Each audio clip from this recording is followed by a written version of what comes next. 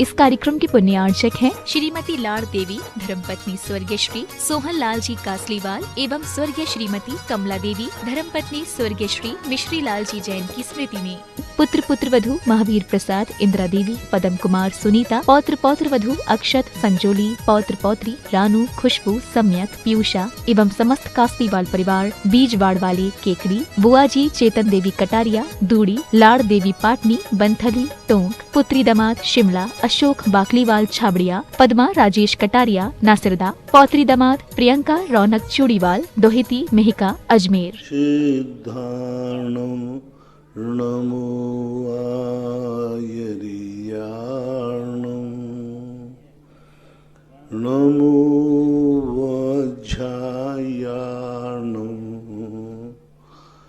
नमो लोये सवशाहूर्णं।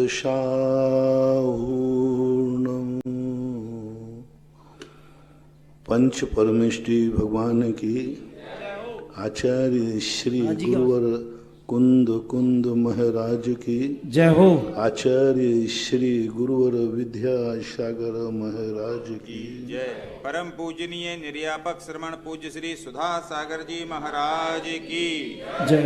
सुलभ श्री धैर्य सागर जी महाराज की जय।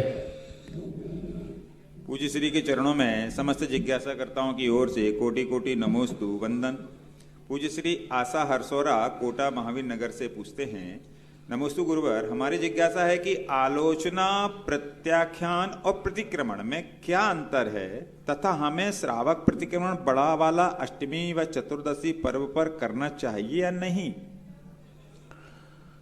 जब श्रावक दो प्रकार के होते हैं, एक वृत्ति और एक असंयमी।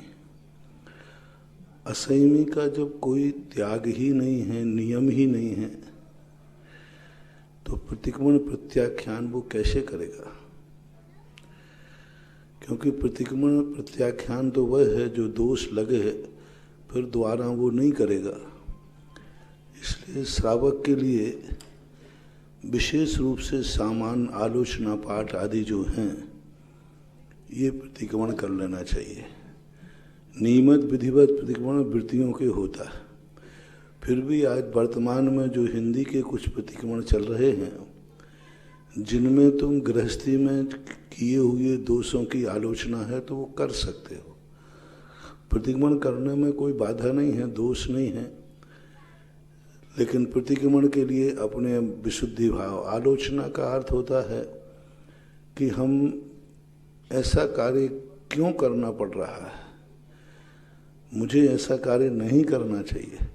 तो अंदर ही अंदर जो कर रहा है, करते हुए आलोचना कर रहा है, करना पड़ रहा है। जब किसी कार्य को करना पड़ता है, करना नहीं चाहता, उसको बोलते हैं आलोचना। करना नहीं चाहता है लेकिन करना पड़ता है, उसको बोलते हैं आलोचना। जो करना नहीं चाहता था, करना नहीं चाहता था लेकिन हो गया, दोनों में अंतर समझना। वहाँ करना नहीं चाहता है लेकिन करना पड़ रहा है, आलोचना, मजबूरी है, परिस्थितियाँ ऐसी आ गई, जान रहा है कि गलत कार्य है लेकिन करना पड़ रहा है, जान रहा है कि इसमें हिंसा होगी लेकिन कर रहा है, झूठ आदि सब। और यहाँ करना नहीं चाहता था लेकिन हो गया, उसका प्रतिक्रमण किया जाता है। और जो ना तो करना चाहता है और ना हुआ है, ऐसे कार्य को मैं करूँगा नहीं, चाहे कैसी भी परिस्थिति आ जाए, उसको बोलते हैं प्रत्याख्यान। किसी भी परिस्थिति में कैसी भी स्थिति बन जाए, यह कार्य तो मैं नहीं करूँगा, ऐसी जो संकल्प भाव आता है उसको बोलते हैं प्रत्याख्यान। वास्तविक स्वरूप यह है। इसके बाद इनके छोटे छोटे रूप, एक देश भी हो गए, एक दिन के लिए त्याग करना भी प्रत्याख्यान की कोटि में आ गया। पर उसमें भी प्रत्याख्यान जब ही माना जाएगा जब ऐसा त्याग किया जाए जो किसी भी परिस्थिति में मृत्यु भी हो जाए तो नहीं, मैं ग्रहण नहीं करूँगा, किसी भी प्रकार से, जैसे मुनिराज आहार के बाद प्रत्याख्यान करते हैं, अब वो प्रत्याख्यान उन्होंने किया 24 घंटे का किया, तो हर परिस्थिति में कैसी भी परिस्थिति हो, अब वो नियम 24 घंटे तक प्रत्याख्यान है तो है ही, ऐसा मानना चाहिए। श्रीमती माधुरी घेतल सिरौन से, मेरे आराध्य गुरुवर नमोस्तु। जिज्ञासा है कि कुछ लोग सुबह उठकर दूध चाय पीकर फिर श्री जी का अभिषेक करते हैं, ऐसा करना उचित है क्या? उचित तो नहीं है, लेकिन चलो कर ही तो रहे हैं, कैसे तो कर रहे हैं, उचित तो नहीं है। नंबर तो कटेंगे, लेकिन वही वाली बात है, कम से कम इतना करके कर रहे, कर तो रहे हैं, ऐसी कोई बात नहीं है। लेकिन फिर भी अच्छा वही है कि से कोई भी क्रिया किए बिना उसके पहले करते हैं तो वो श्रेष्ठतम माना जाता है। और अब जैसा जिसकी शक्ति होती है वैसा कर रहा है, ठीक है। प्रभा जैन देवरी से, मुनिवर के चरणों में कोटि नमन। महाराज श्री, कुछ बुजुर्ग लोग सुबह उठते ही बिस्तर में ही जाप देने लगते हैं, तो कोई दोष तो नहीं लगता उन्हें बिस्तर नहीं देना चाहिए। एक 9 बार नमोकार कायेश्वर करना अलग चीज है और जाप करना अलग चीज है। जाप के लिए शुद्धि का आवश्यकता है, होना चाहिए।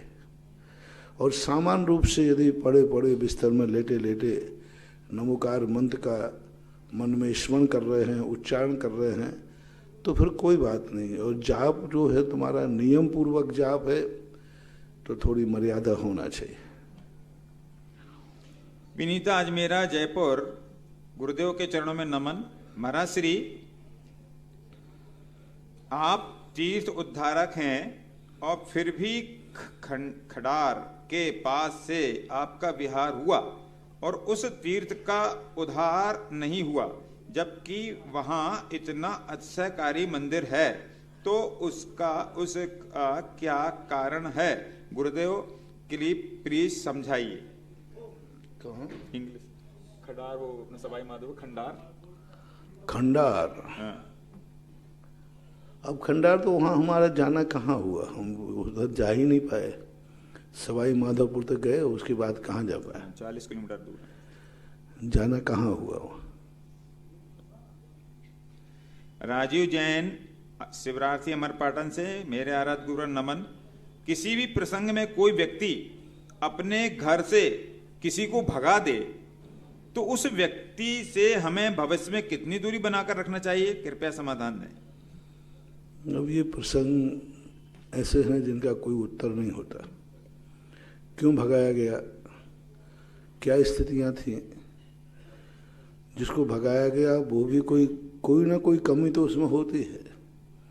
तो ये परिस्थितियों देख करके निर्णय किया जा सकता है।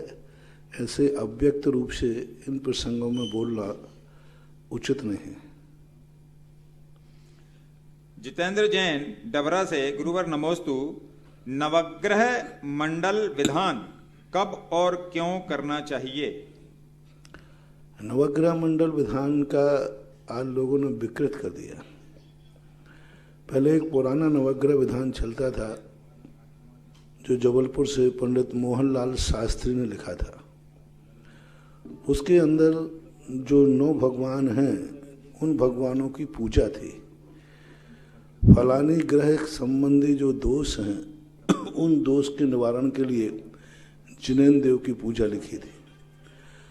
धीरे धीरे लोग उन ग्रहों की पूजा करने लगे। कोई भी शांति के लिए, किसी अनिष्ट के निवारण के लिए यदि जिनेन्द्र देव की पूजा की जाती है, वहाँ तक तो ठीक है, लेकिन सीधा तुम उसी की पूजा करने लग जाओ तो ठीक नहीं है, ऐसा मानना चाहिए। नवग्रह विधान है, उसमें जिनेन्द्र देव की ही पूजा है। जैसे मंगल ग्रह के लिए वासुपुज भगवान की पूजा लिखी उन्होंने, तो वहाँ वासुपुज भगवान का ही लक्ष्य करके लिखा गया है। ऐसा ममता काला सूरत भटार से, मेरे आराध्य गुरुवर को नमन। पूज्य श्री, जन्म मरण का भ्रमण कैसे होता है? हमने इसके लिए कहा है कि इस विधान का नाम बदल दो।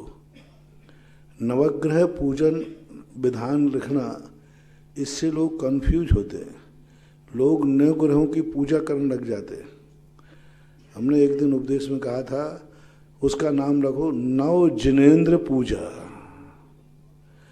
जैसे त्रिमूर्ति पूजा होती ना, त्रिमूर्ति यानी शांति कुंतल नाथ भरत बाहु त्रिमूर्ति, ऐसे नव जिनेंद्र पूजा का नाम रख दें तो इससे इतिहास भी सुरक्षित होगा और सब लोग समझेंगे कि जिनेंद्र की ही पूजा है और आपका भी काम हो जाएगा, क्योंकि वह 9 ग्रहों को लेकर 9 जिनेंद्रों की बात कही गई।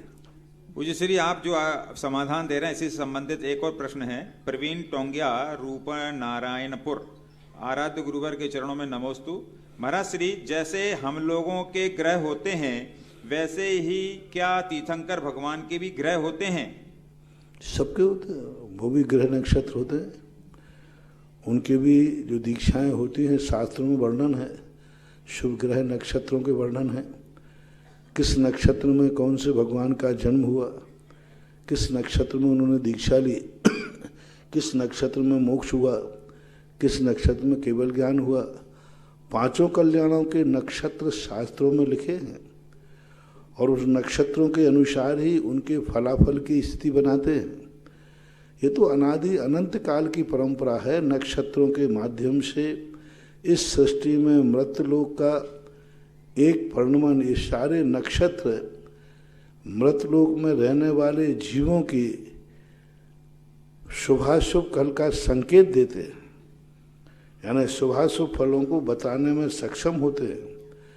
वो बताते नहीं हैं, लेकिन उन ग्रहों में ऐसी व्यवस्था होती है। जैसे मान लीजिए आप लोग मानते हैं कि आप कहीं जा रहे हैं और सांप रास्ता काट गया, तो सांप ने इसलिए रास्ता नहीं काटा कि आपका विघ्न पड़ जाए।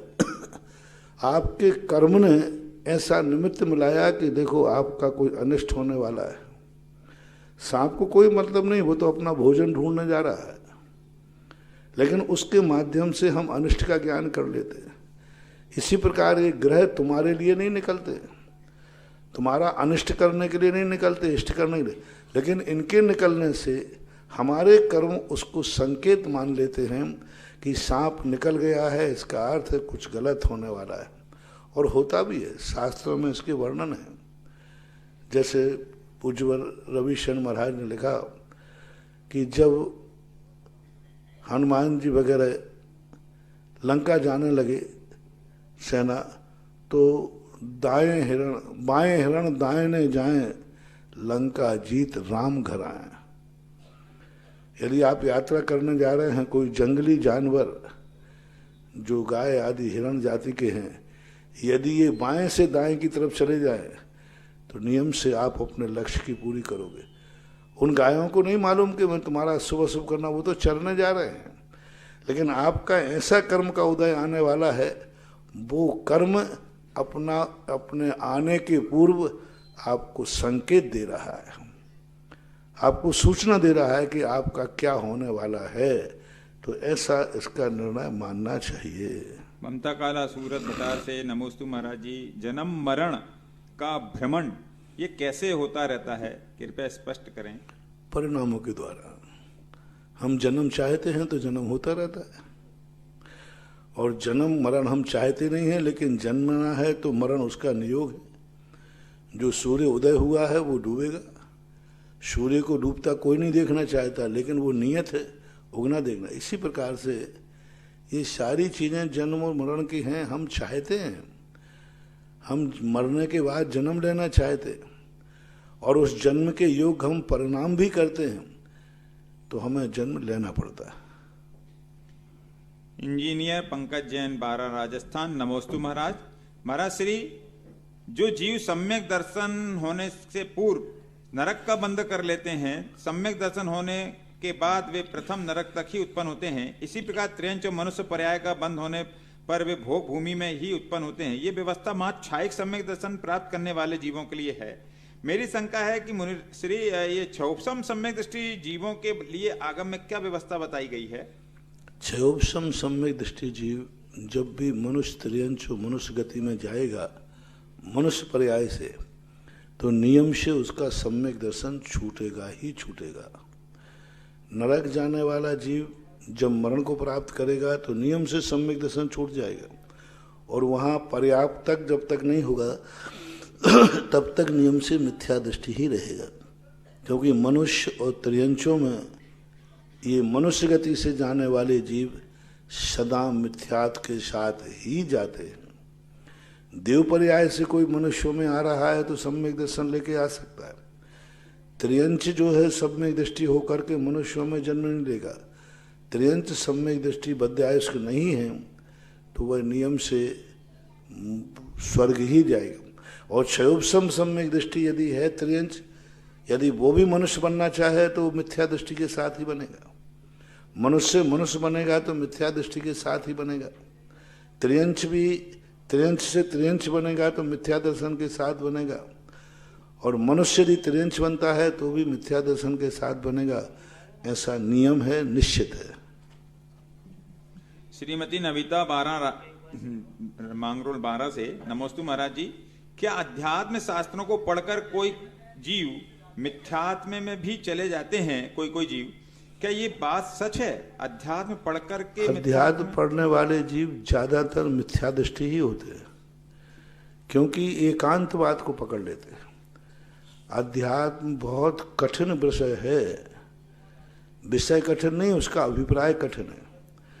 क्योंकि अध्यात्म पढ़ने वाला व्यक्ति इस ढंग से परिणति उसकी हो जाती है कि वो अपने आप को तद्रूप मानने लग जाता है। जैसे आत्मा ने कहा कि आत्मा त्रिकालिक शुद्ध है, तो वर्तमान में अपने आप को शुद्ध मानने लग जाता है। आत्मा भगवान आत्मा है तो भगवान वर्तमान में ही भगवान मानने लग जाता है। वहाँ शक्ति की अपेक्षा कही, वो व्यक्ति की अपेक्षा मान लेता है। आज वर्तमान में जितने अध्यात्म ग्रंथों को पढ़ने वाले हैं, इनमें ज़्यादातर समय सार जिन पढ़ने समय सार पढ़ने वाले ज़्यादातर 90% मिथ्या दृष्टि ही हैं। 90% जितने समय सार की चर्चाएं करते हैं वे मिथ्या दृष्टि ही हैं, क्योंकि उनके अंदर समय सार पढ़ने के बाद वो देव शास्त्र गुरु के प्रति उनकी अश्रद्धा हो जाती है। वो देव के लिए प्रति पूजा का भाव नहीं करेंगे, देव के प्रति कहेंगे वो ये तो पर है, और जो पर हैं उनसे हमें क्या लेना था, वो मंदिर छोड़ देते हैं। हमारी आत्मा ही छे गुरु, इन गुरुओं की क्या जरूरत, वे गुरुओं को छोड़ देते हैं, गुरुओं को छोड़ देते हैं। पर पदार्थों के निमित्त से हुई क्रिया का त्याग कर देते हैं। अब बोलो, समय सार पढ़ने के बाद ना तो देव पूजा क्रिया का भाव हो रहा, ना गुरु, मिथ्या दृष्टि हो गए। समय सार पढ़ने के बाद वो मुनियों के प्रति उनके परिणाम विपरीत हो जाते हैं।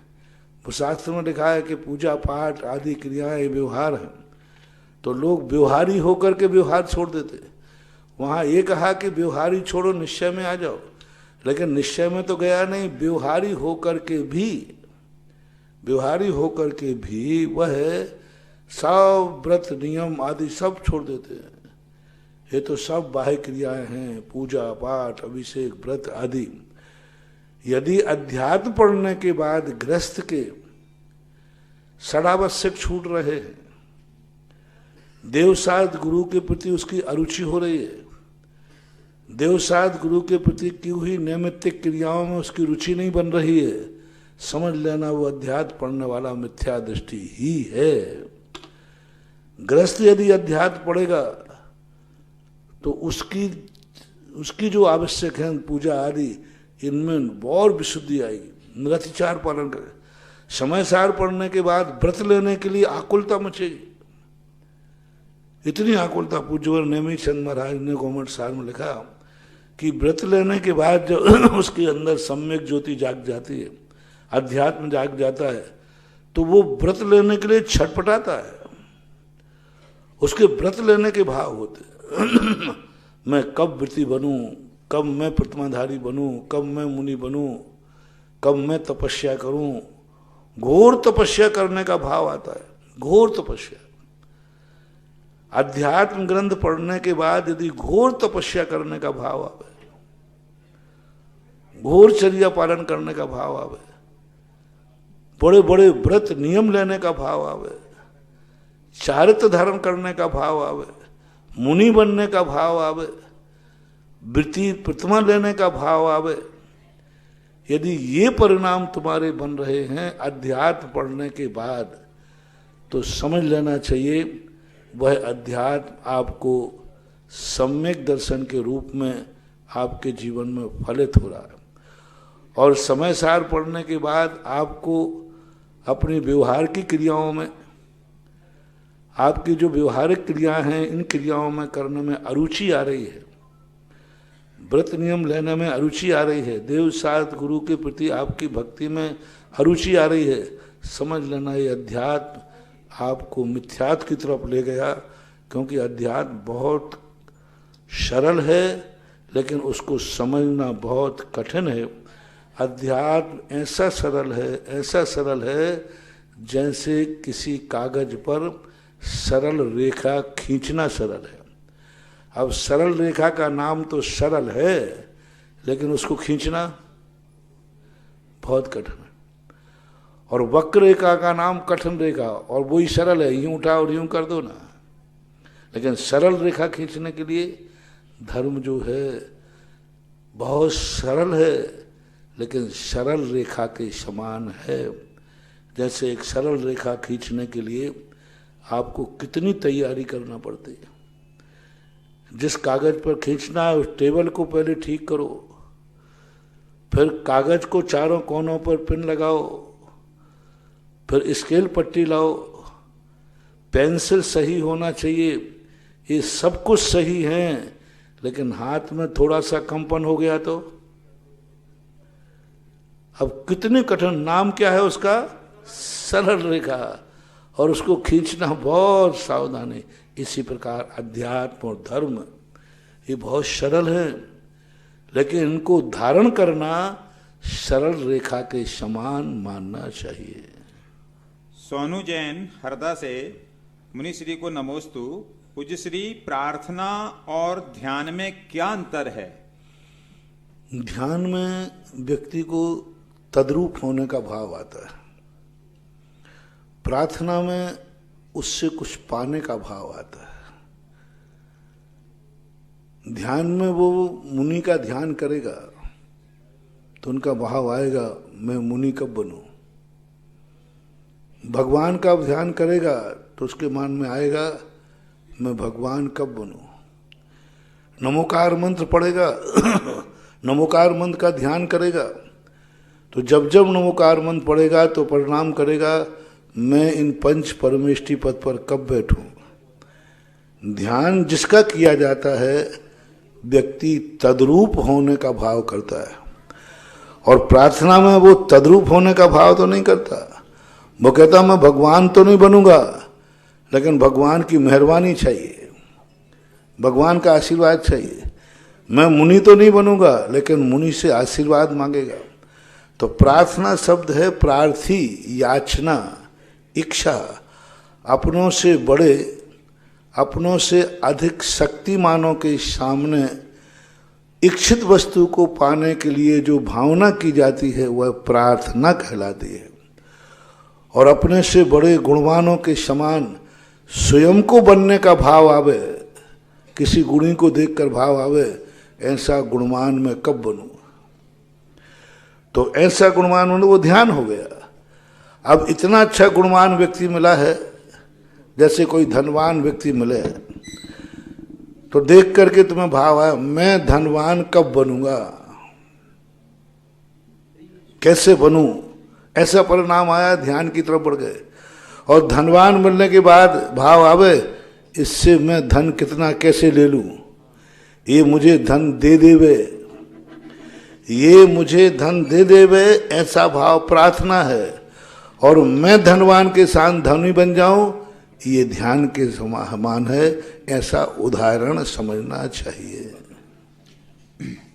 निर्मल जैन सागर से मेरे आराध्य गुरुवर के चरणों में नमन। महाराज श्री, एक बड़ी समस्या हो रही है मंगली कुंडली के संबंध में, तो क्या इसको मानना चाहिए, ये कुंडलियां के बारे में? मानना चाहिए, क्योंकि इनका अस्तित्व है, त्रिकालिक है। जैन शास्त्रों में भी ज्योतिष के अंदर इन सब ग्रहों का है। कुंडली के संबंध में महान तीर्थंकरों के, महान चक्रवर्तियों के भी शास्त्र में प्रथमान युग में आते हैं कि उनके पिताजी ने पुरोहित से कहा, जाओ राजकुमार की शुभ लग्न कुंडली आदि से मैच करो। तो ये परंपराएं हैं, झूठी नहीं हैं, इनको मिलाना चाहिए। पुरुषार्थ से जब सफलता प्राप्त होती है, हृदय में एक आनंद, उत्साह, उमंग की एक नई अनुभूति होती है। सभी श्रावकों के सहयोग से पंच कल्याणक पर्व के अंदर जो ऐतिहासिकता आई है, इतिहास के अध्याय में 320 वर्षों बाद चंद्रोदय तीर्थ क्षेत्र पर जो आयोजन हुआ, निर्यापक्षमण मुनि पुंगव श्री सुधासागर जी महाराज सत्संग के आशीर्वाद से हम श्रावकों में एक नया पुण्य अर्जन किया है, एक हृदय में नई उमंग और उत्साह का संचार हुआ है।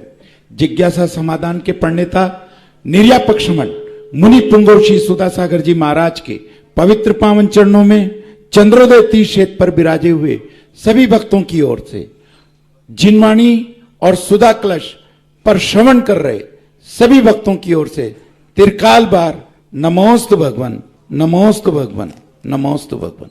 आज हमारे मध्य राजस्थान सरकार के खान मंत्री और मुनिश्री के परम भक्त श्री प्रमोद जी जैन भाया साहब पधारे हैं। प्रथम जिज्ञासा के लिए आमंत्रित हैं प्रमोद जी जैन भाया साहब, और उसके बाद में उर्मिला जी जैन से भी निवेदन कि वो भी जिज्ञासा के लिए आमंत्रित हैं। पहले भाया साहब, प्रमोद जी भाया साहब, मंत्री राजस्थान सरकार। पूज्य गुरुदेव, नमस्तो नमस्तो। गुरुदेव, हम मंदिर में जाते हैं और प्रभु के सामने अपनी मनोकामना मांगते हैं, तो इसमें विरोधाभास है। कई विद्वान कहते हैं कि प्रभु के सामने अपनी मनोकामना मांगनी चाहिए और कई कहते हैं कि नहीं मांगनी चाहिए। तो गुरुदेव हमें मार्गदर्शित करें कि हमें क्या करना चाहिए। दो बातें हैं, अभी कहा ध्यान और प्रार्थना। व्यक्ति की दो प्रकार की स्थितियां होती है। एक व्यक्ति कहता है कि नहीं, मैं तद्रूप होना चाहता हूं, मुझे आपसे कुछ नहीं चाहिए, मुझे आप चाहिए। एक व्यक्ति कहता है कि आप नहीं चाहिए, आपसे चाहिए। उदाहरण देता हूं, आपके घर में शादी विवाह है, तो आप वहां पर गुरु को चाहेंगे या गुरु से आशीर्वाद चाहेंगे? प्रमोद जी। गुरुदेव से आशीर्वाद। मुझे ही ले चलो ना।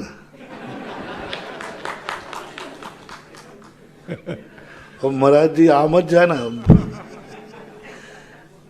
अब उस प्रसंग में गुरु नहीं चाहिए, गुरु से चाहिए, क्योंकि वो प्रसंग है कि उस प्रसंग में गुरु की उपस्थिति तुम्हारे लिए ठीक नहीं होगी, क्योंकि वो कार्य ऐसे है जो गुरु की मर्यादा के प्रीत है और उनकी मर्यादा उस स्थान पर रह नहीं पाएगी। तो वहाँ अब लेकिन गुरु को चाहिए तो है, तो फिर कहते गुरु महाराज आपको नहीं चाहिए, आपसे चाहिए। ये कहलाती है प्रार्थना। आप ग्रस्त हैं। यदि हर स्थान पर हम कुछ नहीं मांगेंगे तो काम नहीं चलेगा, मांगना पड़ता। लेकिन सभी स्थानों पर हम गुरु से ही मांगते रहें तो जैन दर्शन ये कहता है जिन प्रसंगों में हम मांग सकते हैं उसमें मांगो, लेकिन कभी तो ये भाव करो कि भगवान मुझे आपसे नहीं चाहिए, आप चाहिए। और आप चाहिए का अर्थ है कि मैं भी आप जैसा बनना चाहता हूँ, क्योंकि जैन दर्शन का मुख्य उद्देश्य वंदे तद्गुण लब्धि। जब भी भगवान की वंदना करता है तो जैनी को प्रथम ये भाव करना चाहिए, भगवान मैं आप जैसा कब बनूं? आप भी तो संसार में ही थे, हमारे जैसे ही थे।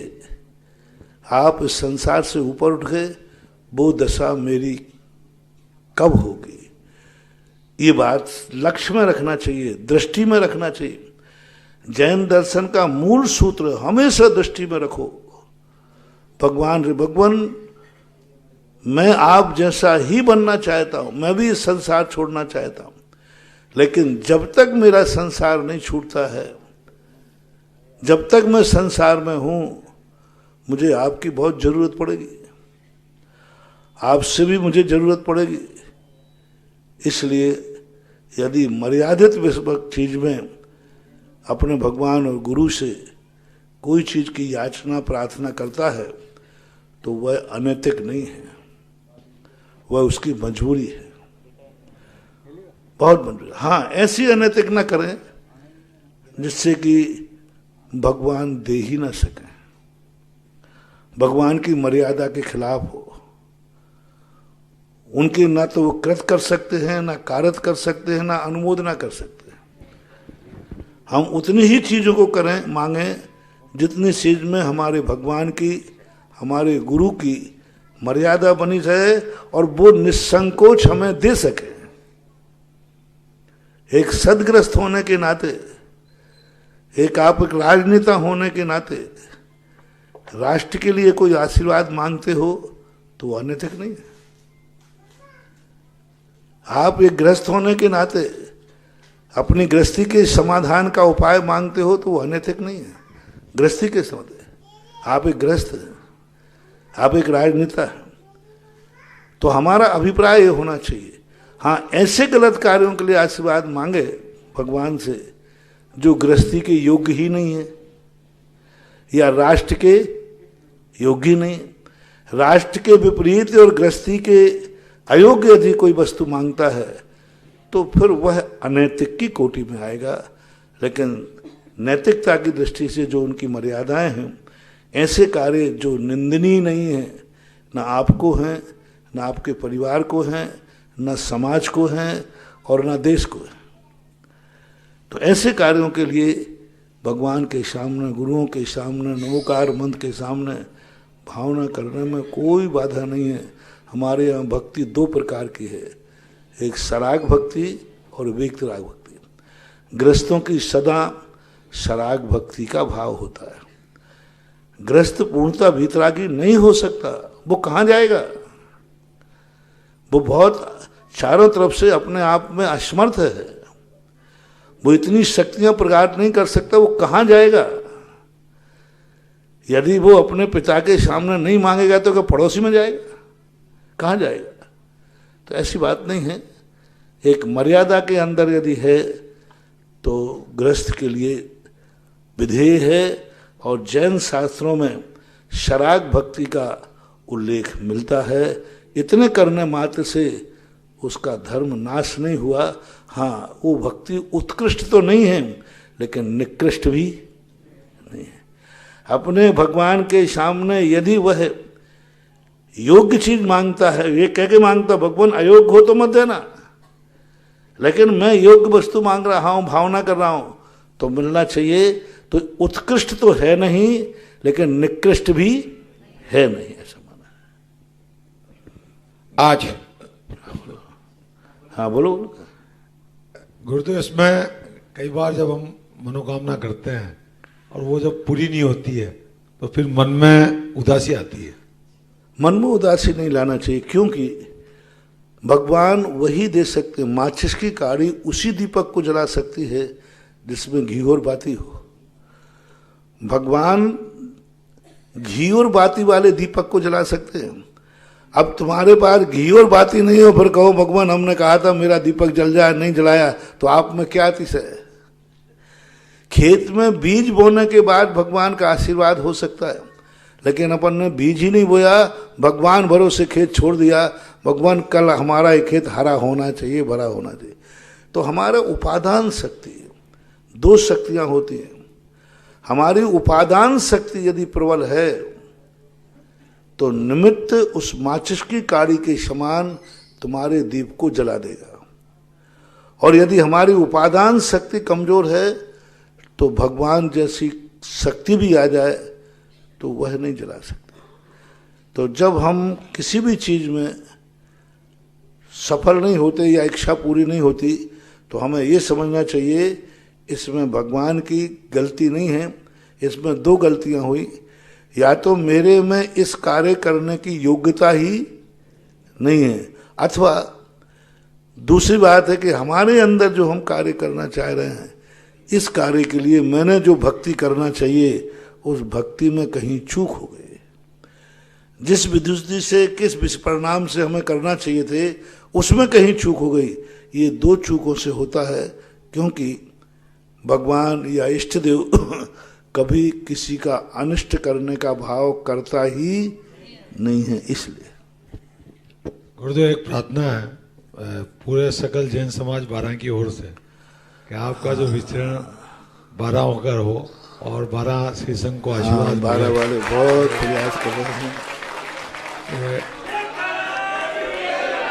अब वही कह रहा हूं, मैं भी 12 वालों की तरफ से प्रयास करता हूं। अब लेकिन वही वाली बात है कि उपादान में कितनी ताकत है, वो परिणति के लिए बड़ी विचित्र बात हो रही है। देखते हैं, फिर भी देखो क्या होता है। गुरुदेव ताकत की जो है कि हमारी श्रद्धा मन वचन काया से बिल्कुल आपके लिए समर्पित है और मरते तब तक रहेगी। देखते अब की बार का जो ऐतिहासिक पंच कल्याण हुआ उसके अंदर 12 का जो जैन समाज है उसका अद्भुत समर्पण रहा। 12 वाले श्रावकों का भी चंद्रोदय तीर्थ कमेटी करतल ध्वनि के साथ में अभिवादन करती है। आज देवादिदेव श्री आदिनाथ पंचकलना की नहीं बल्कि पूरा चतुर्मास देख रहा हूं मैं इतने बार चांदखेड़ी आया। चांदखेड़ी में अब सदा प्राय दूसरे लोग गांव के, इस बार पूरे झालावाड़ पूरे कोटा जिले ने पहली बार इस चतुर्मास में देखा 12 वालों का सबसे ज्यादा उत्साह रहा। कोटा से भी ज्यादा 12 वालों का उत्साह था। झालावाड़ और झाला पाटन से भी ज्यादा उत्साह था। इसी बार का कह रहा हूं, पिछले बारों में तो ये है कि मुझे यही पता नहीं था कि 12 भी चांदखेड़ी के पास है कि नहीं, पर इस बार बड़ी जागृति रही है। पूरे शुरू चतुर्मास से ही देख रहा हूं। आज देवादिदेव श्री आदिनाथ भगवान मूल नायक भगवान के अभिषेक और शांति धारा का पुण्य अर्जन किया। श्री तिशला देवी, रोशनलाल, शोभित, अर्पित, निशी, स्वाति, लीना, प्रदुमन जैन सूरत वाला परिवार ने 15 कलश की राशि से पुण्य अर्जन किया। आपने पुण्य अर्जन किया। यहाँ पर निर्यापक श्रमण मुनि पुंगव श्री सुधा सागर जी महाराज के आशीर्वाद से रजत में जो 24 विराजमान होने वाली है उसमें एक प्रतिमा का पुण्य भी अर्जन किया है। श्री आनंद प्रकाश, सुगंधी देवी, अक्षुल, अतुल, राहुल, रागनी, मोनिका, मीनू, राधिका, लाभांश, फलित, सारांशी, मोहन जी जैन, आनंद कटपिस परिवार अशोकनगर ने 1 कलश 51 श्रीफल की राशि से पुण्य अर्जन किया। श्री मुन्नी देवी, राजेंद्र जी, ज्ञानेंद्र जी, संजय जी, नीरज जी, मधु, सिंपल, मोनिका, प्राजुल, अंजुल, अंजलि, प्रियांशी, मीनाक्षी, समस्त गदिया परिवार सूरत ने भी 1 कलश 51 श्रीफल की राशि से पुण्य अर्जन किया। सभी के पुण्य की बहुत बहुत अनुमोदना। भाभी साहब से निवेदन उर्मिला जी से, और उसके बाद में तैयार रहेंगे राजेश जी जैन, सिंगापुर। अर्जुन जैसे पापी को तारी महासती अंजना, ऐसे आदिनाथ भगवान से लेकर महावीर भगवान तक के चरणों में कौटिश वंदना। विराजमान गुरुदेव को नमस्तु। गुरुदेव, मेरे मन के अंदर एक अभी कुछ दिनों से एक भ्रांति सी उत्पन्न हुई है कि मैं एक समाज सेविका हूँ और समाज का काम हमेशा मैंने बढ़ चढ़ के किया है, चाहे छोटा सा हो, ग्लास पानी पिलाना हो, या भूखे को भोजन खिलाना हो, या निवस्त्र को वस्त्र देना हो, कोई सी भी सेवा हो। लेकिन अभी मैं जिला परिषद क्षेत्र से चुनाव मैंने लड़ा है, उसका रिजल्ट कल आने वाला है। तो मेरा तो आपसे यही पूछना है कि मैं समाज सेवा साथ में करती रहूं, और जो ये गांव की जो मैंने इतनी प्रॉब्लम्स देखी है वो भी मैं सोल्व करती रहूं, और मेरा मंदिर दर्शन वंदन और जो मैं स्वाध्याय करती हूँ वो मेरा नहीं छूटे। तो आप मेरे को इसका रास्ता बताएं। कभी कभी क्या होता है कि हमारा स्वाध्याय और धर्म कर्तव्यों में भी निहित हो जाता है। एक डॉक्टर ने पूछा कि महाराज, मेरे सामने मरीज आया है और मेरे अभिषेक करने का नियम है, भगवान के मंदिर जाने का नियम है। और यदि मैं मरीज की तरफ देखता हूं तो मंदिर बंद हो जाएगा, और यदि मंदिर की तरफ देखता हूं तो मरीज चला जाएगा। मतलब उसको कुछ भी हो सकता है। अब बताओ महाराज, मैं धर्म छोड़ूं या मरीज को छोड़ूं? तो मैंने कि बस यही समझना है कि जिस मरीज को तुम मरीज कह रहे हो उसको बचाना ही धर्म है, उसलिए तो मंदिर जा रहे थे। मंदिर जाना थ्योरी है और मरीज को बचाना प्रैक्टिकल है। बोले गुरुदेव की जय। मंदिर को बचा, मंदिर थ्योरी है। मंदिर हम किस लिए जा रहे थे? अहिंसा के लिए, धर्म के लिए। ये सामने आया है। उस समय जब हम कोई ऐसी समाज सेवा की बात करते हैं, जब किसी समाज, किसी व्यक्ति की बात करते हैं, उस समय यदि हमारा स्वाध्याय छूट जाता है तो स्वाध्याय में हम क्या पढ़ते हैं? यही दया करो, करुणा करो, क्लिष्टेषु जीवेषु कृपा परत्वम। ये जैन दर्शन का मूल सूत्र है कि क्लिष्ट दुखी व्यक्तियों को देख करके उनके दुखों को दूर करना। तो स्वाध्याय थ्योरी है और दुखी व्यक्ति का दुख दूर करना प्रैक्टिकल है। अच्छे विद्यार्थी थ्योरी को महत्व देते ज़्यादा कि प्रैक्टिकल को। बस तो हमें ये देखना है कि जिस कार्य को हम करने जा रहे हैं उसमें ही क्यों ना हम धर्म ढूंढ लें, उसको भी क्यों ना हम धर्म का रूप दे दें। उस संबंध में हमारे मन में वो करुणा जाग जाए जो अहिंसा है। एक बार एक व्यक्ति ने कहा कि महाराज मैंने एक गाड़ी खरीदी, भैया जी गाड़ी खरीदी, आप आशीर्वाद दे दो महाराज ने। तो मैंने कहा मैं तो नहीं दूंगा, गाड़ी का तो मेरा त्याग है, मैं गाड़ी में बैठूं नहीं तुम्हें कैसे दे दूं। अब वो बहुत परेशान था। मैंने उसके सामने, महाराज जी हाथ उठा, मैंने कहा मैं तो नहीं उठाऊंगा, तू गाड़ी में बैठेगा, इतने जी मारेगा और मैं गाड़ी में बैठूं नहीं, मैंने जो तू बैठना तो बैठ। अब वो कहता मैं बिना आशीर्वाद के गाड़ी शुरू करूंगा नहीं, और मैंने नियम लिया कि मैं आशीर्वाद और गाड़ी को दूंगा भी नहीं। ध्यान रखना कभी ले मत लेना। अब वो किसी से पूछ कर कहा तो बोले देखो महाराज से आशीर्वाद लेना, बोले वो दे ही नहीं रहा, मना कर दिया कि मैं कोई आशीर्वाद नहीं दूंगा।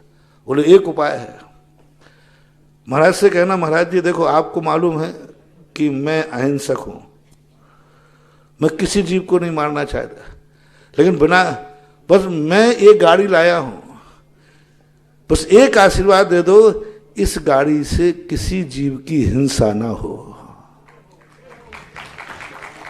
मैंने दे दिया, तुरंत मैंने दोनों हाथ से आशीर्वाद। अब बोलो मैंने गाड़ी को आशीर्वाद दिया है कि अहिंसा को? अहिंसा को। और आपको किसको मिल गया? गाड़ी को। तो ये कला सीखो हम। आपका काम हो गया कि गाड़ी को आशीर्वाद मिल गया जी। और मैं, मेरे ऊपर कहेगा क्यों तुम महाराज होकर गाड़ी को आशीर्वाद देते हो? नहीं नहीं, मैंने तो अहिंसा को दिया कि इस गाड़ी से किसी जीव की, बस ये है जैन दर्शन। हम कोई भी कार्य करते हैं उसमें हम धर्म को निहित कर दें और अंदर से ऐसा परिणाम आ जाए। जैसे हम गांव के लिए गए और आज मंदिर छूटेगा, क्यों जा रहे हो गांव पे? करुणा और दया से भर करके। एक दुखी आदमी है, उसका दुख दूर करना है, तो करुणा तो हमारा स्वभाव है, दया तो हमारा धर्म है, अहिंसा तो हमारा परम धर्म है। और अहिंसा कितने रूपों में आ सकती है? बहुत रूपों में, कितने रूपों में आ सकती है। एक उतर करके अपन ने एक चींटी को भी बचाने का भाव किया तो वो भी किस कोटि में आती है? अहिंसा की कोटि में आती है। तो उसको अपन को उस समय जो कार्य करते हैं, जब धर्मों और दोनों के बीच में तकरार हो, तो हमें उस भावना को कद्र करना चाहिए जिसके लिए धर्म प्रेरणा देता है, ये मानना चाहिए। गुरुदेव एक आशीर्वाद चाहिए, सभी मेरे को अब आगे भी समाज सेविका के रूप में ही देखे और मैं वैसा ही करूं, बस ये आशीर्वाद चाहिए। बहुत आशीर्वाद, बहुत बहुत आशीर्वाद। हमारे मध्य प्रमोद जी भाया साहब मंत्री राजस्थान सरकार पधारे हैं। निवेदन चंद्रोदय तीर्थ क्षेत्र कमेटी के पदाधिकारियों से अभिनंदन और स्वागत करेंगे। अरे अब ये क्या है, पूरे 144 देशों में जा रहा है ये सम्मान, हमारी प्रभावना। सत्येंद्र जी और सत्येंद्र जी की पीछे के लिए उर्मिला जी भाभी साहब भी पधारे हैं, जो है उन्होंने भगवान को पीछे समर्पित की थी 11 कलश की राशि से। कल्पेश भाई से निवेदन कृपया पधारें और उसे स्वीकार करें। इसी के साथ में महावीर राजेश जी जैन सिंगापुर और तैयार रहेंगे, जेके जैन साहब दिल्ली।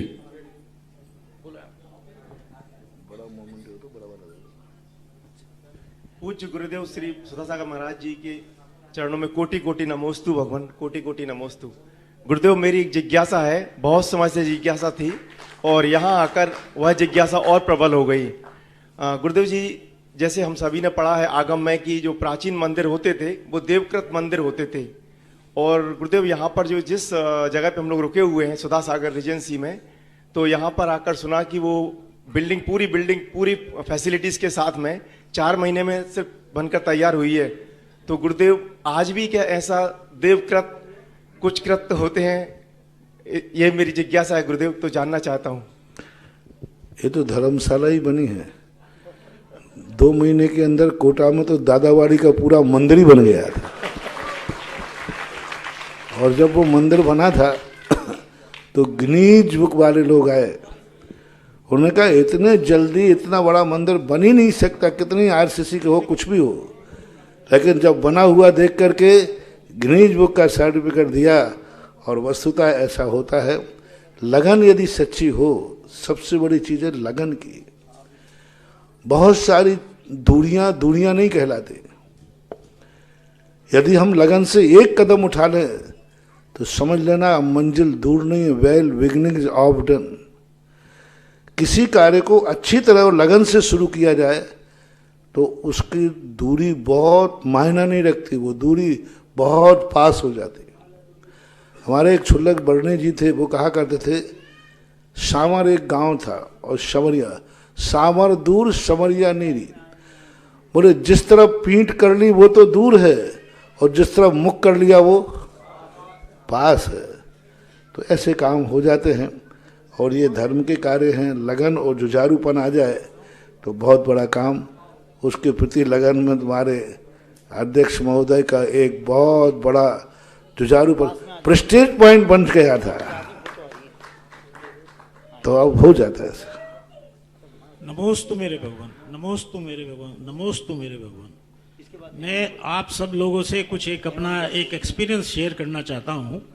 1993 की वाक़ात है, जब मैं पता नहीं मेरा कौन सा पुण्य था कि मैंने महाराज जी के दर्शन करने के लिए मैं ललितपुर गया, और आपका 11वां दीक्षा दिवस उस दिन चल रहा था।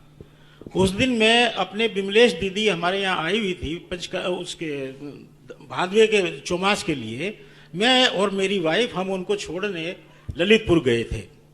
तो मेरा पहला दिन था कि महाराज का मैंने उससे पहले मैं आपको बताऊं नाम भी नहीं सुना था मैंने, और मैं वहां पहुंचा, मैं अपना पूजा पाठ करके और मैं आपके प्रवचन सुनने चला गया। और प्रवचन सुनते सुनते 11 शास्त्र आपको भेंट करने थे, उसमें से एक मैंने भी भेंट किया उस दिन 93 में। और उस दिन महाराज श्री मेरा कौन सा पुण्य था कि मुझे वहां खींच ले गया वो पुण्य, और आपने कहा कि मुझे ये शास्त्र हमारी भावना है कि ताम्र पद पे बने 39 के 39 जगह। और मेरे कहां से पता चल गया, मैंने आपका दर्शन ही 10 मिनट किए थे उस दिन पहली बार, और मैं कैसे खड़ा हो गया उस 5000 के रश में कि मैं इस काम के लिए तैयार हूं, और मुझे कुछ पता नहीं था क्या होना है क्या नहीं है। और वो दिन से आज दिन मेरे अंदर इतनी प्रगाढ़ श्रद्धा बन गई है इस कार्य के लिए कि किसी तरह से भी चाहे कुछ भी हो, ये काम मुझे अपने जीवन में मरने से पहले पूरा करना है। इसमें बहुत सी रुकावटें भी आई, 8 साल तक काम रुका गया 16 शास्त्र बनने के बाद। लेकिन आपने पता नहीं क्या पारखी हो आप कि आपने मेरे बेटे को भी आशीर्वाद, एक बार मैं लाया था आपके पास, उसको आशीर्वाद दिया कि तुझे अपने पापा की हेल्प करनी है इस कार्य के लिए। और ये रुका हुआ काम उसने फिर ये शुरू करवा दिया और मेरा अब बनता जा रहा है, कोई रुक नहीं। 11 शास्त्र मैंने इस 2 साल के अंदर बना दिए हैं ताम्रपत्र पर, और इस प्रकार 27 शास्त्र कंप्लीट हो चुके हैं। अब सिर्फ 12 शास्त्र हैं, वो भी टाइपिंग हो चुके हैं, सब कुछ हो चुका है, करेक्शन चल रही है, और वो भी अगले 1 साल में पूर्ण हो जाएगी ये। तो मुझे ये कौन सा पुण्य का है कि मुझे 91 की घटना है मिला कि मैं नास्त्र दमस की एक किताब पढ़ रहा था। नास्त्र दमस की भविष्यवाणियों के संबंध में लोगों का बड़ा विश्वास है।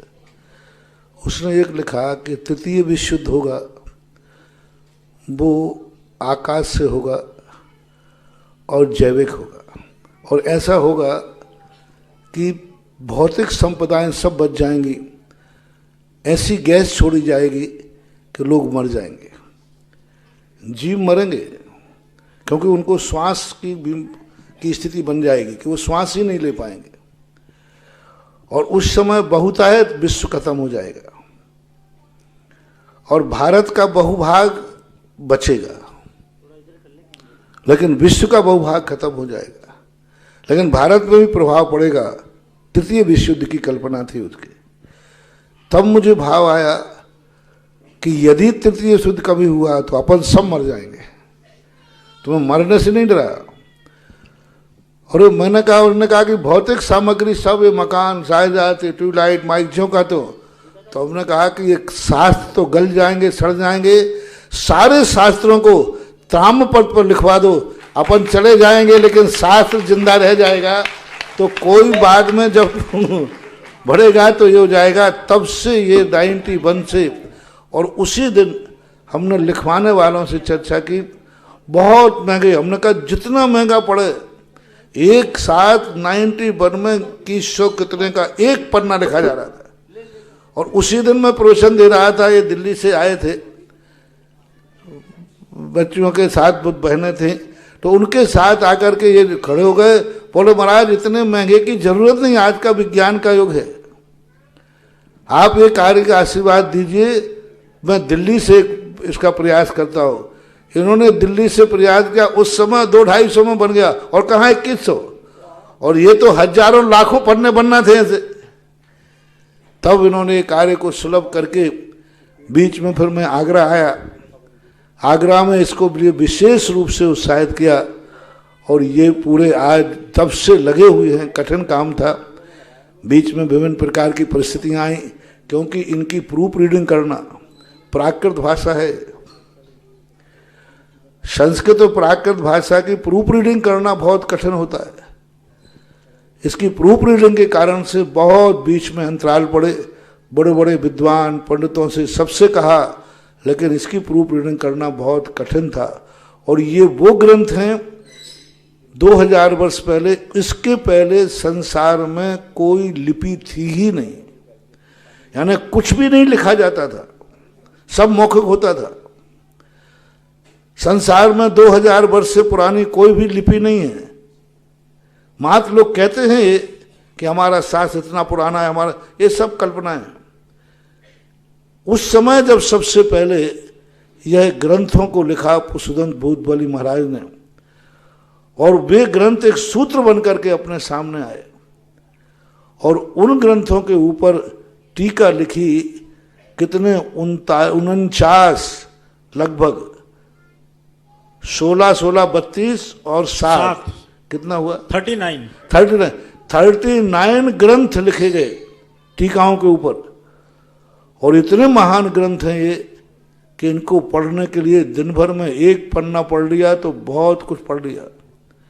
महान रहस्यमय ग्रंथ थे ये ग्रंथ। जब दक्षिण भारत के अंदर थे 500 कलदार रखते थे दर्शन मात्र करने के, ताड़पत्र पर लिखे हुए, ताड़पत्र होते हैं पता, ताड़पत्र पर लिखे हैं, और वहां पर तिजोरी में रखे हुए थे लॉकर में। लोग जाते थे, मां दूर से दर्शन कर लो, पढ़ नहीं सकते थे पढ़ने का कोई, और उनको बाहर निकाल नहीं सकते क्योंकि अनमोल धरोहर थी। ताड़पत्र जो है 500 साल चलता है मुश्किल से, उसके बाद गलना शुरू हो जाता है।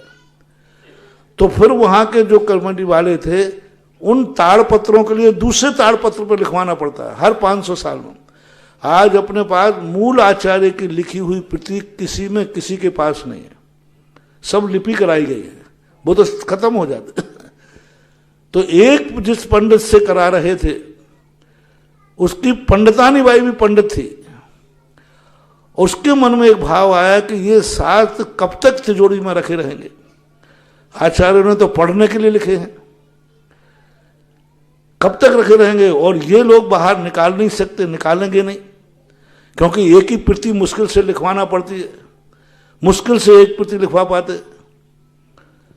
तो वो पंडित की पंडितानी थी, नेता की पत्नी नेता बन जाए ये बहुत मुश्किल है, जैसे भाई हाजी और अमला जी है, दोनों नेता बन रहे हैं। हाँ, अक्सर कर होता उल्टा है, पंडित की पंडितानी हमेशा मूर्खानंद होती है, बहुत कम होता है। लेकिन भाग्य से वो पंडितानी इतनी पंडित थी, और टाइम करके दिया जाता है, एक दिन में आप कितने पन्ने लिखोगे उतने ही पन्ने दिए जाते। लाख उपाय करे एक व्यक्ति 2 पन्ने लिख ही नहीं सकता, इतना कस्टडी में टाइम लेकर के लिखाया जाता था। लेकिन पंडितानी की पंडितानी होकर एक पन्ना पंडित लिखता और रात भर में पंडितानी लिखती। तो एक ग्रंथ लिख करके उनको वापस कर दिया, और एक ग्रंथ भारत में उजागर कर दिया, वो अपने बीच में आ गया। वह पंडितानी का लिखा हुआ ग्रंथ जब समाज के सामने आया, समाज ने उसको माथे पे उठाया, प्रकाशन कराया, प्रकाशन करा करके और दुनिया के सामने आज है, अध्यापन हुआ। हमारे संघ ने पूज्य गुरुदेव के सानिध्य में इसकी वाचना हुई, 10 साल तक वाचना चली, और जब वाचना के रहस्य हुए तब पता चला। तो इसको ताम्रपत्र पर अभी कितने पूरे भाग हो गए? ये 27 हो गए जी, पूरे 27 भाग हो चुके हैं। और ये एक अकेला शख्स है जो पूरे परिवार के साथ में इसी कार्य में लगा हुआ है। और ये पूरे साथ अभी कुछ सांगानेर में स्थापित उन्होंने किए हैं। पूरे जिस दिन आ जाएंगे सारे भारत और विश्व के लिए एक अलग प्रदर्शनी इसको लगा करके बढ़िया कहीं कुछ किया जाएगा, वो और 12-13 भाग और निकल जाएं। बहुत कार्य है।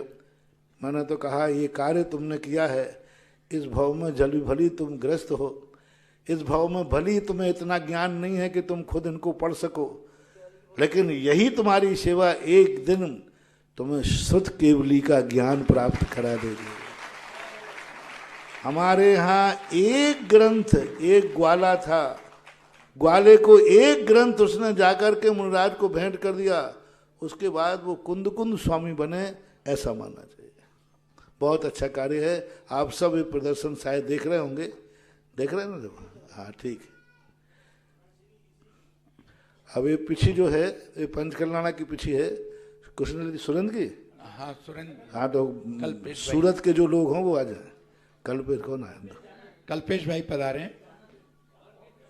अगली जिज्ञासा के लिए आमंत्रित हैं हेमंत जी गोयल साहब, सुदर्शनो तीर्थ क्षेत्र आवा, और हमारे भाभी साहब पधारे, जिन्होंने आज 5 प्रतिमाओं का ग्रहण करके संयम पद पर अग्रसर हुई हैं। पधारें, गुरु चरणों में श्रीफल अर्पित करके समर्पण करके आशीर्वाद ग्रहण करें। सत्येंद्र जी ने, सत्येंद्र भाई मिट्टूलाल ने ऑनलाइन पंचकल्याणा में भगवान की पिछली, और उनके लिए आप दोनों लोग उनको भेज देंगे। देखो भक्त लोग हैं, जब भक्ति जागती है तो यहाँ उपस्थित नहीं होकर के भी ऑनलाइन कहा कि मुझे भगवान के हाथ की पिछी चाहिए। दूसरा, महाराज श्री आपसे हमारे घर में कुछ ऐसी आदत हो गई है अब कि इतना शुद्ध खाने की और शुद्ध सब चीजें रखने का विचार हो गया है। तो मेरे बेटे ने 2 साल पहले आपसे आशीर्वाद लेके गया था कि ऑनलाइन मैं स्टोर बनाऊंगा जिसमें सारी चीजें शुद्ध अवेलेबल हो सबको पूरे भारतवर्ष में। तो वो अच्छी तरह से पूरी तरह चल रहा है आपके आशीर्वाद से। उसका मैंने ये डिस्प्ले भी करा है यहाँ पे व्यवस्था, तो वो बहुत अच्छा चल रहा है। सारे शुद्ध इसका पूरा हो जाए फिर देखेंगे कितने स्थानों पर इसको रखना नमोस्तु नमोस्तु। हेमंत जी भाई साहब, हेमंत जी भाई साहब को। मेरे परम पूज्य गुरुवर, आपके चरणों में कोटि कोटि नमन। महाराज श्री, इस सुदर्शनोदय तीर्थ क्षेत्र पर जब आपका 2018 का चातुर्मास हुआ था तो पूरे भारत के भक्तों को आपने एक आशीर्वाद दिया था कि शांतिनाथ भक्तावन मंडल विधान यहाँ प्रारंभ हो रहा है और पूरे भारत के लोग इससे जुड़े। उस समय लगभग 300 लोगों ने जुड़ करके आपका आशीर्वाद प्राप्त किया था। उसको भी लगभग 3 वर्ष पूर्ण हो चुके हैं। 1 जनवरी को हम उसके 3 वर्ष मनाने जा रहे हैं। क्या हमको और हमारे पास 3 वर्ष में लगभग 700 विधान वहां पर हो चुके हैं। ये सबसे बड़ी ऐतिहासिकता की बात है। और इस 3 साल में आपने इस तीर्थ क्षेत्र को अतिशयकारी से महाअतिशयकारी घोषित किया है। अब इस 3 साल में जो विधान हुए हैं, क्या इस तीर्थ क्षेत्र की एनर्जी और बढ़ी है महाराज जी? ये हम जिज्ञासा चाहते हैं। अब एनर्जी बढ़ने की तो वैसे ही उसकी सबसे बड़ी एनर्जी है। भारत के जितने क्षेत्र हैं उसमें तुम्हारा सुदर्शन क्षेत्र की पहाड़ी की एनर्जी जिस समय में था 4 लाख एनर्जी थी। जय हो गुरुदेव। किसी पहाड़ी की किसी स्थान की इतनी बड़ी एनर्जी होना बहुत मुश्किल होता है, बहुत कठिन होता है। मूर्तियों में होती है, महाराजों में होती है शक्ति, लेकिन पहाड़ी उस भूमि की। और अब तुमने ये 3 साल से विधान 300 की 700 कर ली तो बहुत बड़ी उपलब्धि है और बहुत बड़ा कार्य किया है। सुदर्शन तीर्थ से जो भी जाते हैं वे लौटते समय बहुत खुश और आनंदित होकर लौटते हैं। और वहाँ की जो वातावरण है, वहाँ के जो भगवान की स्थितियाँ हैं, लोगों को ऐसा धन्य कर देते हैं, ऐसा गदगद होकर लौटते हैं। और वो कहते हैं कि नहीं, अब मैं जब तक जिंदगी है कभी सुदर्शन तीर्थ 6 साल में एक बार आएंगे। और वे अपने रिश्तेदारों को और लोगों को भी लाने का वचन दे करके संकल्प करके मेरे पास जाते हैं। बहुत अच्छा, बहुत आशीर्वाद। महाराज जी, इनका हेमंत जी का हम देखते हैं जो समर्पण है, कोई पहुंचे ना पहुंचे सुदर्शनो तीर्थ क्षेत्र पर जो इनकी सेवाएं हैं समाज के लिए, मंदिर के लिए, अद्भुत है। महाराज श्री, अभी 9 वर्ष में 1 जनवरी को 5 नाम हमारे पास आए हैं जिन्होंने शांति धर्म विधान करने का पुण्य अर्जन किया है। श्रेष्ठी श्री अनिल जी, उषा जी, नितिन जी, शिवानी जैन दिल्ली, इन्होंने 2.5 लाख रुपए दे करके नए वर्ष में सांद्रा करने का सौभाग्य प्राप्त किया है। 1,51,000 रुपये देकर के सुभाष चंद्र जी जैन, सरोज जैन, रेणु जैन, अंजलि जैन, आरती जैन, सोनीपत वालों ने भी सांद्रा करने का सौभाग्य प्राप्त किया है। श्रीमती सुमन जैन, स्वर्गीय श्री नरेश जैन, खुशबू जैन, दामिनी जैन, बांसवाड़ा वालों ने भी 1,21,000 रुपये देकर के सांद्रा करने का पुण्य अर्जन किया है। रेखा जैन, आगम ओलिया जय, छतरपुर वालों ने भी 51,000 रुपये की राशि से आजीवन विधान करने का सौभाग्य प्राप्त किया है। और चंद्र प्रकाश जी गोयल, आमा वालों ने भी उनके पुत्र सिद्धार्थ जैन के सीए बनने के उपलक्ष्य में भी 1,51,000 रुपये की राशि देने का सौभाग्य प्राप्त किया है। सभी महाराज आपके आशीर्वाद की कामना करते हैं। बहुत अच्छा। अभी सुनो, नाम पढ़े, लाइव चालू था। हाँ, तो लाइव आपको लेट माइक मिला। आपकी घोषणाएं नहीं, कल फिर से करा देना। ब्रह्मचारिणी फूला देवी और ब्रह्मचारिणी सुनीता देवी ने पुण्य अर्जन किया है। पंच बीजाक्षर रीम शिलाओं का सोनी परिवार ने भी पुण्य अर्जन किया है। और पधारे ताराचंद जी साहब, पिछले 5 दिनों से जिज्ञासा के लिए लगातार समर्पित हैं। ताराचंद जी साहब सारोला वाले। और अंतिम जिज्ञासा के लिए हेमा जैन गोदिया। नमस्ते महाराज, नमस्ते महाराज जी। मेरी जिज्ञासा है कि मैंने वर्षों पहले एक भावना भाई थी बाबा के सामने कि आप चांदखेड़ी पधारेंगे और हमें पंच कल्याण में मौका मिलेगा। महाराज, हमारा कौन सा पुण्य का उदय था, आपके आशीर्वाद से हमें पंच कल्याण में पात्र बनने का मौका मिला और हमें पूरा आनंद लिया। हमारी भावना बहुत वर्षों पहले की थी, इसमें हमारा कौन सा पुण्य का उदय महाराज जी? अब पुण्य को हम टाइटल तो नहीं दे सकते हैं। हाँ महाराज, लेकिन पुण्य इतना बड़ा पुण्य था कि उसके लिए शब्द ही नहीं है। नमस्ते महाराज जी, नमस्ते महाराज, नमस्ते।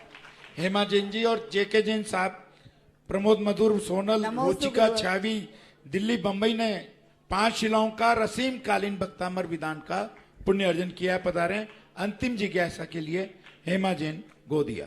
नमोस्तु गुरुवर, नमोस्तु गुरुवर।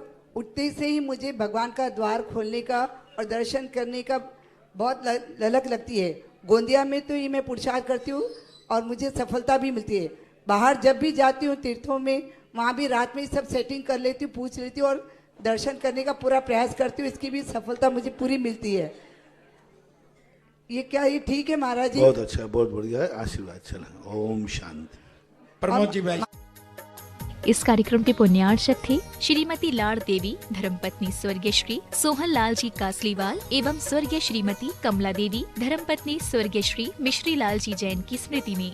पुत्र पुत्र वधु महावीर प्रसाद, इंदिरा देवी, पदम कुमार, सुनीता, पौत्र पौत्र वधु अक्षत, संजोली, पौत्र पौत्री रानू, खुशबू, सम्यक, पीयूषा एवं समस्त कासलीवाल परिवार, बीजवाड़ वाले केकड़ी, बुआ जी चेतन देवी कटारिया, दूड़ी, लाड़ देवी पाटनी, बंथली, टोंक, पुत्री दामाद शिमला, अशोक बाकलीवाल छाबड़िया, पद्मा राजेश कटारिया नासिरदा, पौत्री दामाद प्रियंका रौनक चूड़ीवाल, दोहिती मेहिका अजमेर।